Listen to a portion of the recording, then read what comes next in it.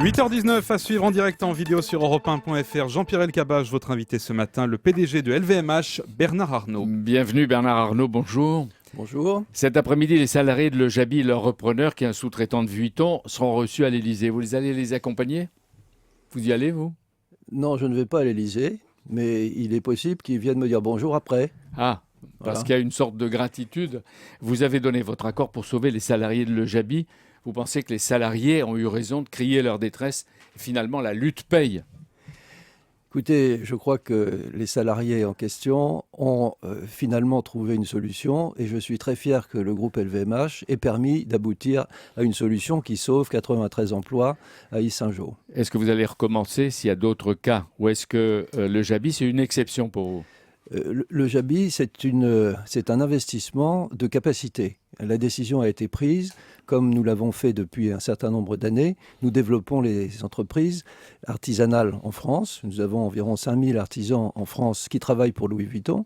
Et c'est la nécessité due à la réussite de nos entreprises qui nous fait tous les ans rajouter un atelier dans la France. Et vous donnez des chances à des artisans. Qu'est-ce que vous appelez, Bernard Arnault, investissement de capacité?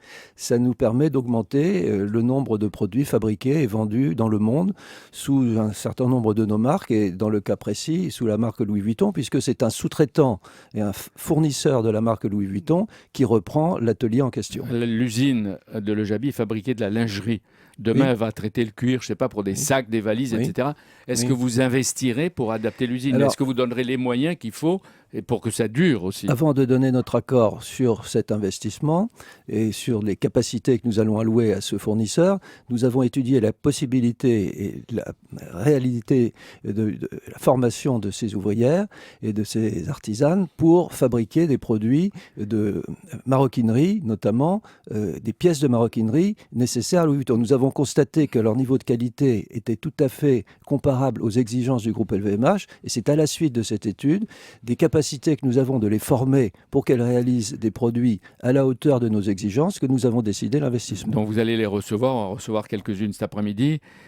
Pour vous, Le Jabi, c'est une goutte d'eau quand on pense à l'immense empire que vous avez, on va en parler. Est-ce que vous pourriez aider d'autres Le Jabi? Écoutez, nous pouvons en tout cas continuer notre politique d'investissement en France et de recrutement de capacités et d'artisans dans toute la France. Et ces artisans fabriquent des produits français qui sont vendus sur l'ensemble de la planète. Pour LVMH, 2011, c'est une année en effet record. Un nouveau grand millésime, comme vous dites, une pluie de records. J'ai vu que le bénéfice opérationnel fait un bond de 22% et que vous avez plus de 5 milliards. Vous n'avez jamais connu une telle performance. Écoutez, la performance est excellente, mais moi, ce qui m'intéresse au-delà des chiffres, c'est la réussite des produits. Ce qui m'intéresse, c'est de voir que le parfum J'adore est numéro 1. Ce qui m'intéresse, c'est de voir que le Dom Pérignon est le champagne préféré des Français. Ce qui m'intéresse, c'est de voir que les produits de Louis Vuitton, la dernière ligne Épi, est vendue dans le monde et est dans liste d'attente partout. Et Dior et que quel est le fleuron et que chez Dior, donc il y a le parfum J'adore qui est le numéro 1, quand même une performance tout à fait remarquable.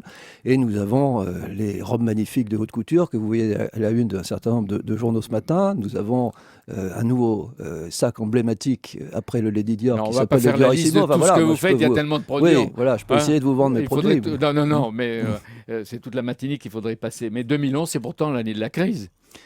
C'est l'année de la crise en Europe, hein, c'est pas l'année de la crise dans le monde. Et d'ailleurs, 2012, je pense non plus. Le problème, c'est-à-dire que vos prévisions pour 2012 sont aussi bonnes que 2011. C'est-à-dire que 2012 devrait être une bonne année aussi. En 2012, le paradoxe auquel nous sommes confrontés, c'est qu'en Europe, nous sommes dans une situation de croissance quasiment nulle pour l'année 2012, alors que le monde est en croissance sera, d'après les prévisions, en croissance d'environ 3%, avec des pays comme la Chine en croissance de 8%, c'est-à-dire assez fort, les États-Unis malgré tout en croissance de 2%, et l'Europe, pour les raisons qu'on connaît tous, dans une situation c'est vrai, Bernard Arnault, que le luxe est sans doute un des baromètres de l'état de la mondialisation, et vous montrez bien la poussée de la Chine. Par exemple, combien de clients vous avez de la Chine et comment ils évoluent, les Chinois, quand ils viennent en France?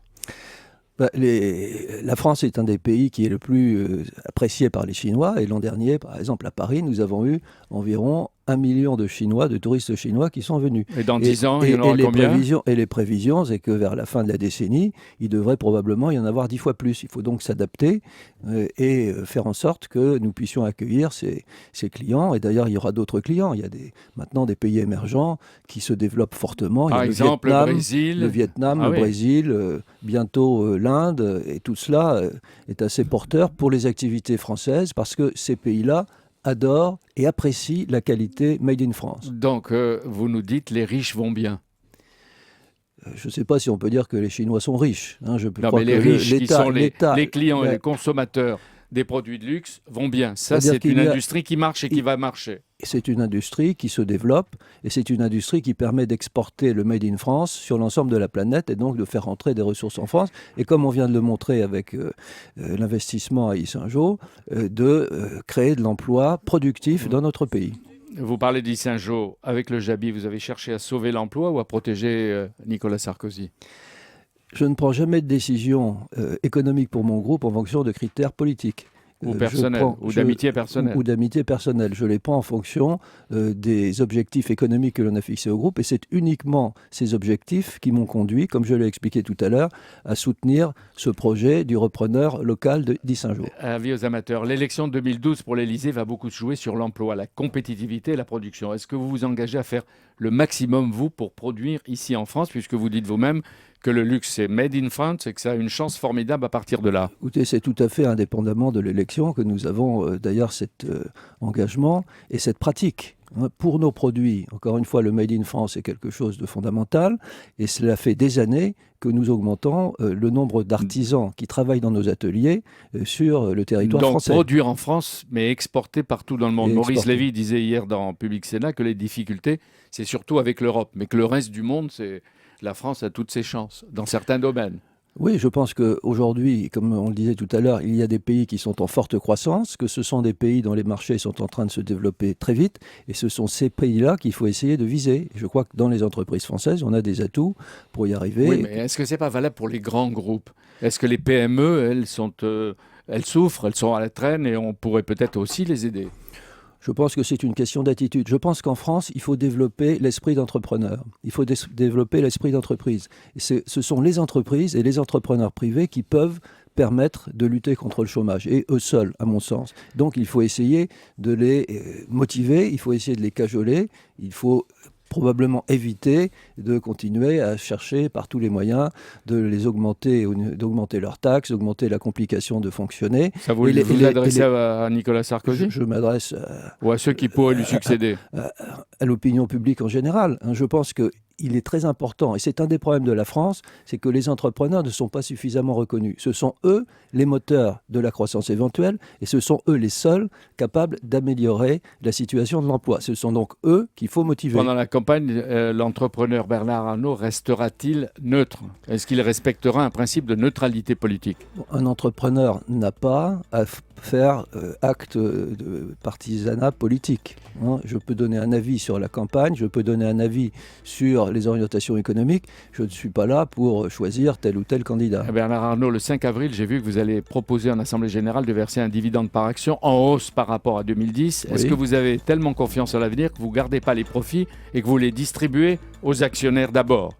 Écoutez, il est très important pour une entreprise du CAC 40 ou pour toute entreprise en général d'avoir des actionnaires contents. Et moi, je tiens à soigner mes actionnaires et je peux le faire, j'ai la chance de pouvoir le faire compte tenu des résultats. Mais est-ce que vous le faites avec les salariés? Est-ce que vous allez verser la prime dividende aussi aux salariés? Absolument, c'est obligatoire. Donc les salariés ont eu cette prime. Mais encore une fois, ce qu'il faut, je pense, c'est développer l'esprit entrepreneurial. Dernière chose, est-ce que, parce que vous n'en avez pas parlé, dans la bataille pour le contrôle d'Hermès, vous avez baissé les bras, Bernard Arnault?